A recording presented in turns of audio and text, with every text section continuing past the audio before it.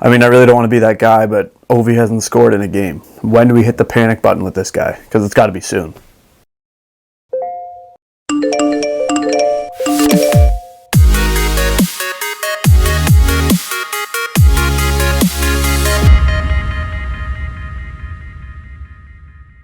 What is up, everybody? Welcome back to Recaps. This is week 8 of Washington Capitals hockey. This is, of course, from Chirpin DMV, and I am, of course, Ben, your guide to all things Washington Capitals hockey, your one and only resource. You're welcome. This one, we're back again to just a nice, clean 3-game week that I can talk about. Again, that's peanuts for me. I can do that way too easily. So this was a big response week, you know, after that Florida loss that I talked about where they blew a 3-goal lead in one period. That sucked. But yeah, this was a big response week, you know. Can they rebound from that? Will this define their season? No one was actually thinking that. There's just a good chance for them to respond and be like, hey, that's not going to define anything. They started that response off against Chicago. They didn't do very good. Spoiler alert. Now again, this has been a recurring theme. I have recently started playing some men's league hockey, so because of that, it's on Tuesdays and usually Thursdays. That's, for some reason, the Capitals exclusively play on Tuesdays and or Thursdays, so I missed pretty much all of this game. Again, am I the man for this job? I don't know. Am I the man who has this job? You're goddamn right I am. But anyways, in this game against Chicago, Vitek was back in net, so it's good to see him getting some reps again because Sammy has kind of taken over as the number one goalie. I don't think that's really up for debate anymore. We also got Schultz back from injury. Anytime you get anyone back from injury, that's good. I know people have been complaining about Schultz. I'll take a healthy lineup over a non-healthy lineup. I don't care who it is. But I'll tell you about what I did see. So I watched the first period, and it was an okay period. There weren't a whole bunch of mistakes, but there wasn't a whole lot of good. And at the end, the Hawks score on a 2-on-1. It's a Patrick Kane saucer pass to DeBrincat. That's going in. That's just how it works. Kane's been in the league a while. That's gone in just about 99.9% of the time. So, and then Ovechkin decided to dummy Connor Murphy. I saw him. I was watching him on this shift too. I was like, this guy is charging at this person. He's going to hurt them. And he did. He smoked Connor Murphy. Murphy looked concussed. I actually didn't keep up with how he was. I don't know if he had a concussion, but it sure looked like he did. He looked like he was feeling wonky going back to the room. Ovi, he didn't want to hurt him. He was just throwing a big hit. He was checking on him to make sure he was okay. But yeah, man, at some point you just got to pull the Dougie Hamilton and let Ovechkin get the puck. The Capitals would respond in the second period. This one from Nick Dowd. Actually, a nice passing play on the fourth line. Garnet Hathaway, the Garnet dog, of course, moves it over to Carl Hagelin, who, slick feed by Carl, nice hands here. Puts it over to Nick Dowd in front, who just has all day to tap it in. Quick reflexes to get out of the way of the goalie. We don't need a Tom Wilson situation where he's intentionally hurting the goalie. That was pretty much where I missed the game from that point on. I know Kuznetsov scored because there was just a naked puck in front. I know Hathaway got a breakaway and scored. And I know the Hawks also scored twice to tie the game. This game went to overtime, didn't solve anything, went to shootout. Kuznetsov hits the post and the Capitals lose in the shootout. Patrick Kane in a shootout is, again, it's much like him on a 2-on-1. It's usually going to go in. And you'd think the same with TJ Oshie because that guy was just a shootout master, but he has lost his touch. I don't know what's going on with him. But anyways, yeah, from what I saw, this game was mostly defined by the posts, which I hate to be that guy, but the Capitals hit 27 posts in this one and one in the shootout. So yes, we'd like to beat Chicago after blowing the game against Florida, but sometimes the pucks don't go in. I'm not going to say that's the reason they lost because I missed the game, so they could have played horrible defensively, but I didn't see anyone talking about that. I didn't see anyone say they're playing great necessarily, but even when they're not playing great, they should be able to beat Chicago. So I think a little more puck luck on their side could have probably helped a little bit. But anyways, the next game was against the Columbus Blue Jackets, Metropolitan rival. Beat them in the first round a few years back and then won 3 more rounds in the Stanley Cup, but that's besides the point. Seth Jones' old team, so there's a connection there if you want to make one for whatever reason. I don't know why I did. In this one, though, we got the news that Nick Dowd, who had just scored in the previous game, and Trevor Van Riemsdyk, who has just made himself like an official NHLer this season with the Capitals, playing unreal. They were put in COVID protocol, so I don't even know what to say anymore. I really don't. They just can't stay healthy in any way. Even when they're not getting injured, COVID's affecting them. It's Nick Dowd especially has just been smoked with everything you can imagine this year. You have to wonder why the hockey gods are just spitting on the Capitals and why they have to keep fighting them off to keep winning games and being third in the NHL. What did they do to deserve this? I don't know. Obviously, they've done something to piss them off. But anyways, good news in this one also was we got Connor Sherry and TJ Oshie back finally. I mean, those are two guys that you need in your lineup to produce offense. Sherry was just kind of getting going when he got hurt. Oshie, is obviously an effective player in all facets of the game, so having him is valuable. That's how I would describe it. We also had Daniel Sprong health bombed again. Again, not too surprised here, just by the way he's been playing. And Matt Irwin was in, so good for Irwin making his way in. You see him in all those videos where they're giving out like the axe and the shield, and he's just sitting there and you just feel bad for him. Like, I'm glad he's getting his shot. I don't think he'll be a mainstay by any means, but it's nice that he's getting his licks in the NHL with Washington. Not that he hasn't played in the NHL before, but you know what I mean. Like, it's just nice to see a veteran get in the lineup sometimes. They're also wearing their blue thirds in this one. Those things are clean AF, as the kids say, because I know some people don't like them just because they're like pretty basic. I love a nice like basic jersey with like clean stripes, so like, and the logo is so sick. It's like that jersey up there, but like a little different logo. I know you can't see it. I'm not going to move the camera. You know what jersey that is. It's burgundy, but the W with the 3 stars is just a very clean logo. Samsonov made his way back into the net for this one as well, and it was the Capitals who got the scoring started. It was Alexi Protas, this young beast of a man who just keeps showing that maybe he should stick around. He scores on a rebound of his own shot to make it 1-0 in the first period for Washington. And then like less than 5 minutes into the second, Ovi just takes the most random shot. He's literally on the outside of the right hash mark and he just shoots it on net, far side, and it's in. 20th goal of the season. If someone is like having trouble understanding why Ovi's so dangerous, literally just show them this goal. Any other player that is just not a threat by any means. Ovi's shot is way too hard and way too fast. It's a threat from everywhere. Like, this is a goal that shouldn't go in on any goalie, but when Ovi's shooting it, there's a chance. This was his 20th goal of the season. That's disgusting because they were like, what, 24, 25 games into the season at this point. That's absurd. He's also the 7th different player in NHL history, I think it is, to record 17 straight 20-goal seasons to start your career, which means he has never not scored at least 20 goals. It was 30 up until last year, but he had a tough COVID year, so that's tough to see because he's going to get 30 again, so he would have had like, what, 17 straight 30-goal seasons to start your career? Might be the best of all time. I don't know. This was also his 750th career goal. I think the stat was he's the 2nd fastest player to get 750 goals. I think probably just behind Wayne Gretzky. He also needed the fewest games to go from 700 goals to 750 goals, like out of anybody, because he's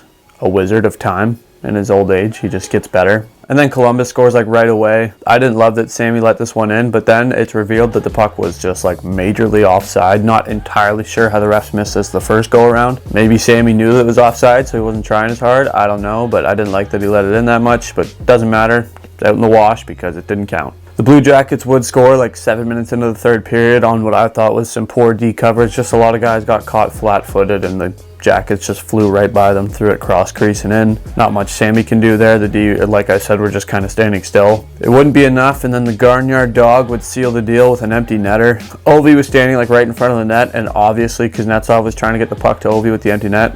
Hathaway, I guess he made the right call and just put the puck in the empty net, but you got to get that to Ovi. We got records to chase, and you can't be selfish like that. So I would imagine you got a stern talking to from the coach. You can't just be looking off Ovi like that. But anyways, Capitals win this one 3-1. Get back in the win column against a team that you would really hope they would beat. Like I said in the last video, should have beat Chicago, need to beat Columbus, and then it's on to Anaheim. Revenge game because Anaheim stole one in overtime from them. I say stole, like Anaheim played good and Zegras just ripped the OT winner home. So you just want to get points back against Anaheim. And with this one, we got Sammy back in net. Again, makes sense now. I think he's just the official #1, so expect to see him start most of the games from now on, unless he really takes a dip, but he's really picked up his game from the start of the season when we were talking about that it was clear that Vitek's the #1 guy. I think Vitek is just like an unreal 1B, and Sammy's a really good 1A. You're not really losing with either one of them in the net, and I think both of them look way better than they even did last year. But in this one, we had the Garnyard dog on COVID protocol, which is just super not good. This guy has been picking up his play as of late. Obviously, he looked off Ovi, so maybe like Laviolette like told the guys on COVID protocol, like, hey, go hug and spit on Garnet or something because he looked off Ovi. I don't know. I wasn't in the room. But yeah, that's not good because that's 2/3 of the fourth line. And they both were playing good. Dowd scored the game before, Hathaway scored that game, and now they're both out on COVID protocol. So this is something you don't want spreading around the room. As Laviolette likes to say, they're working through some things in the room. So hopefully this stops working its way through the room, and these guys just chill. When they get healthy again, they come back and we forget about it. And this one, the Capitals start the scoring for the second straight game. It's Tommy Wilson from Toronto, Ontario, on a nice pass from Justin Schultz. He finds the back of the net, just a 1T wide open in the slot. Ovi gets a secondary assist, so this guy keeps picking up his apples too. They'd end the first period like that, but then the Ducks would score 9 seconds into the second period. 9 seconds. That's absurd. But yeah, it was just kind of like a weak everything. Like right off the draw, no one looked like they were expecting the Ducks to just fly like that, pun intended. And Sammy, I don't think was expecting it either. But anyways, yeah, 1-1 game, 9 seconds into the second period. Talk about starting a period poorly. But then, only a few minutes later, the unthinkable happened. I know we've all talked about it, we've all dreamed about it, we've all discussed what we would do if this happened. But you can't really prepare yourself for when it actually does happen, and that was TJ Oshie moving the puck to Lars Eller. That's not the exciting part. No. I know that sounds exciting already. Ooh, something's about to happen. Why is he discussing the passes? Oshie moves it to Eller, right next to the net. Maybe he'll move it back to Oshie, maybe he'll put it on net. No. The Tiger, Lars Eller, throws it cross crease, and Carl Hagelin scores a goal. It happened. It finally happened. We've all talked about it. Like I said, we've all wondered, will this ever happen again? And if it does, how do we celebrate? What do you do? There's winning a cup, and then right here, there's Carl Hagelin scoring his first of the year. You should celebrate as such. It was a little tough to celebrate because it was a Monday night, so I guess people calmed it down a little bit. But I would imagine there were some minor riots in the street of DC. But anyways, yeah, Carl Hagelin finally gets on the board with his first. This guy must have heard some of the abuse he was getting online. I feel bad for the guy. I make my healthy jokes about him not scoring. You gotta love Carl Hagelin. Just goes about his business. He does his job. He plays his two-way game. Not known for putting the puck in the net, so when it happens, it is something to behold. And I just couldn't help but laugh that, of course, he scores when the goalie is just so not in the net. Like, that's when he scores his goal, was when there was no chance a goalie could make a save. But anyways, good for Carl getting on the board, regaining the Capitals lead. Caps are up 2-1 after speedy Carl gets on the board. Let's go. And then John Carlson gets kind of low bridged by one of the Ducks players. And then after that, Tom Wilson gets in the first fight of the Capitals season, his first fight of the season, sticking up for John Carlson. A lot of people were criticizing this fight because the Caps were winning, so it gave the Ducks momentum. If Tom Wilson doesn't do that, it sends even more of a message. They're like, hey, Wilson's like, he's off that ship this year. He's not going to stick up for teammates because he's too scared about being suspended 97 games. So no, you got to respond when your number one $8 million defenseman that could win a Norris Trophy, you never know, is low bridge like that, and Wilson does.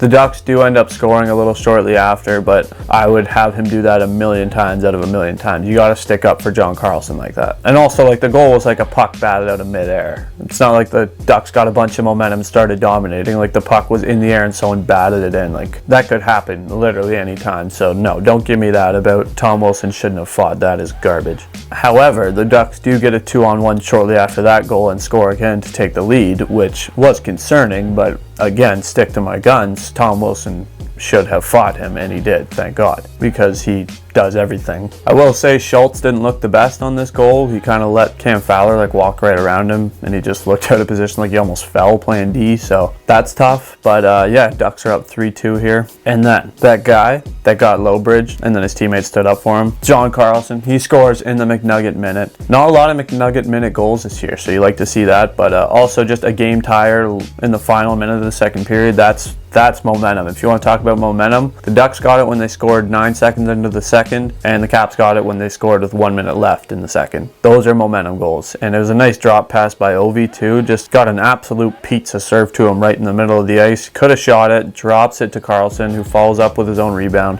Capitals tie the game going into the third period. And the third period was just like insane. Connor Sherry hit a post. Ovi was shooting every puck in the vicinity. He just, if it was there, he was shooting it on net. He was just he wanted the goal so bad. He just wanted to get the lead. He was shooting absolutely everything. So Ovi's shooting everything. The Capitals are pressing hard. It's not enough. John Gibson standing on his head. This one goes to overtime. This was admittedly probably the best Capitals overtime game of the season, which is a little upsetting because they didn't win it. That just shows how bad their overtimes have been. It's just this one they actually had possession and chances and stuff, which again sounds bad because that means in the other ones they haven't had that, which just honestly they haven't.